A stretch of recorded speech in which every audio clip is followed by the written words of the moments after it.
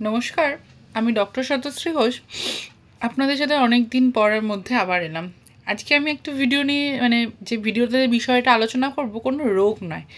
সামনে তো পুজো আসছে, তো আমরা প্রত্যেকেই এখন খুব স্কিন কেয়ারের প্রতি নজর দিচ্ছি। তাই আমি আজকে বলবো যে কি খাবার বা কীভাবে মেনে চললে আমাদের স্কিনটা ভালো থাকে, বা আমাদের স্কিনকে ভালো রাখতে গেলে আমাদের কী ধরনের খাওয়া দাওয়া করা দরকার, এই বিষয় নিয়েই আলোচনা করব। জানেন তো, একটা কথা আছে, আমাদের স্কিন হলো আমাদের শরীরের আয়না। তাছাড়াও আমাদের ত্বক বা স্কিন হলো আমাদের একটা গুরুত্বপূর্ণ রেচন অঙ্গ। এটা আমরা আমাদের যে ঘামের মধ্যে দিয়ে আমাদের শরীরের কিন্তু অনেকটা বজ্র পদার্থ আমাদের কিন্তু বেরিয়ে চলে।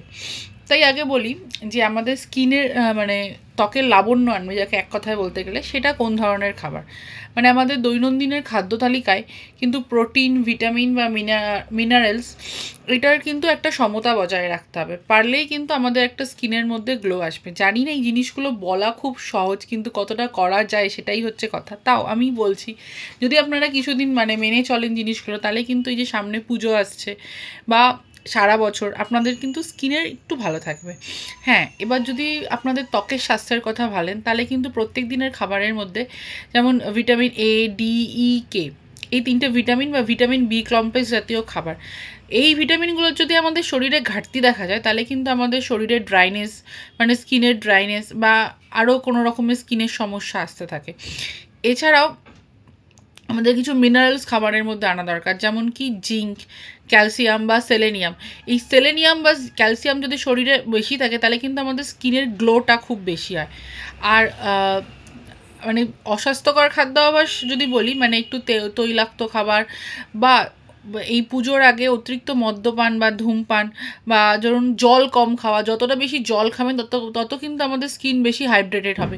বা ধরুন এই ধরনের অতিরিক্ত তেল জাতীয় খাবার আমাদের শরীরে যে ফ্রি র্যাডিক্যালসগুলোর মাত্রা বাড়িয়ে দেয় না, এতে কিন্তু আমাদের ত্বকের অকাল বার্ধক্য শুরু হয়ে যায়। তার জন্য প্রয়োজন কি আমাদের সুষম খাবার গ্রহণ করা। আর কি বাদ দেবেন আমরা, যেমন ধরুন প্রসেসড ফুড বা অতিরিক্ত পরিমাণে আলু, পাউরুটি বা চিনি, এগুলোর কিন্তু গ্লাইসেমিক ইন্ডেক্সটা খুব বেশি। এগুলো কিন্তু হঠাৎ করে আমাদের রক্তের শর্করার মাত্রাটা প্রচণ্ড বাড়িয়ে তোলে।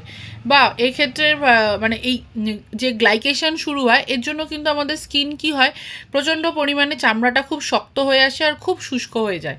এর জন্য আমাদের স্কিনের গ্লোটা কমে যায়। বা অতিরিক্ত স্মোক করছেন, এই যে স্কিনের গ্লো কমে যায়, এটাতে কিন্তু আমাদের স্কিনে বয়সের ছাপটা খুব তাড়াতাড়ি বোঝা যেতে থাকে। তাছাড়া ধরুন অতিরিক্ত স্মোকিং করার ফলে যে ফ্রি র্যাডিক্যালসটা তৈরি হয়, আগে আমি যেটা বলছিলাম ফ্রি র্যাডিক্যালস কথা, এতে কিন্তু ত্বকের ডিএনএটা নষ্ট হতে পারে।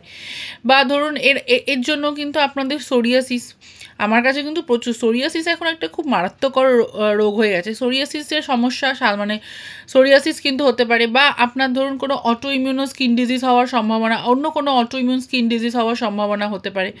বা ধরুন এবার যেমন যদি খুব প্রচুর পরিমাণে আপনি খুব বেশি পরিমাণে চিজ, মিষ্টি বা এই ধরনের খাবার খান, তাতে কিন্তু এই ধরনের গ্রোথ ফ্যাক্টর বা গ্রোথ হরমোনের সিক্রেশন হয়ে বা আমাদের অ্যান্ড্রোজেনাস স্কিনের যে সিবাম সিক্রেশন হয়ে যায়, তাহলে কিন্তু আমাদের ব্রণ বা এই ধরনের সমস্যাও আসতে পারে। কি খাবেন তাহলে? গ্রিন টি খেতে পারেন। আমি আগেও বলেছি, প্রত্যেক দিনের খাবারের পাতে একটু করে টক দই রাখতে পারেন। এটাতে কিন্তু টক দই কিন্তু আমাদের সমস্ত ভিটামিনস বা মিনারেলস একটা ব্যালেন্স রাখে। আর ভিটামিন সিটা খুব বেশি পরিমাণে নেবেন। ভিটামিন সি কিসে থাকে, যেমন কমলা, মুসাম্বি, পাতিলেবু, আমলকি, পেয়ারা, লঙ্কা। বা ভিটামিন ইর জন্য কি খাবেন, গাজর খাবেন, টমেটো খাবেন, এগুলো বেশি খাবেন। আর টক দইটা আরেকটা কাজ হলো কি, আমি আগেও আপনাদের সাথে আলোচনা করেছি, প্রোবায়োটিক্স কি, এতে যে কিছু ভালো ব্যাকটেরিয়াগুলো থাকে, তাতে আমাদের কিন্তু ত্বককে সুস্থ রাখতে সাহায্য করে। আর গ্রিন টিতে প্রচুর অ্যান্টিঅক্সিডেন্ট থাকে। তা এই অ্যান্টিঅক্সিডেন্ট কিন্তু আমাদের স্কিনকে ভালো রাখতে খুব সাহায্য করে। আর প্রত্যেক দিন অন্তত যারা সুস্থ মানুষ, তারা 3 থেকে 4 লিটার জল পান করুন।